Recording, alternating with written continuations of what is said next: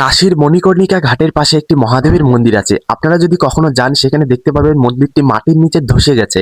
কিন্তু কেন? এই রহস্য যদি আপনারা জানেন তাহলে আপনারাও অবাক হয়ে যাবেন। এই মন্দিরটি যেই রাজা তৈরি করেছিল তার একটি উদ্দেশ্য ছিল যে তিনি এই মন্দিরে পূজা করে মাতৃঋণ থেকে মুক্তি হবেন। এর জন্য তিনি বড় বড় পণ্ডিতদের ডেকে আনেন এবং মন্দির নির্মাণ করেন। মন্দির নির্মাণ করার পর প্রথম দিন যখন মন্দিরে পূজা করেন এবং পান সুপারি জল দিয়ে সংকল্প করেন যে আমি এই মন্দিরে মহাদেবের পূজা করে আমার সারা জীবনের মাতৃঋণ থেকে মুক্তি হব, এই সংকল্প নিয়ে যখনই জল মহাদেবের চরণে অর্পণ করেন সঙ্গে সঙ্গে মহাদেব সহ পুরো মন্দিরটি ধসে যায়।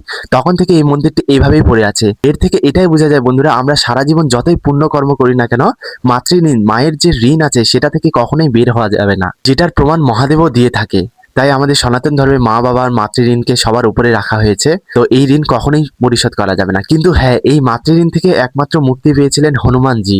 এই নিয়েও একটা কাহিনী আছে, আপনারা যদি জানতে চান তো আমাকে জানাবেন, আমি সেটা নিয়েও একটি ভিডিও বানাবো। তো এটা আজকে বলার ছিল বন্ধুরা। হরে কৃষ্ণ, রাধে রাধে।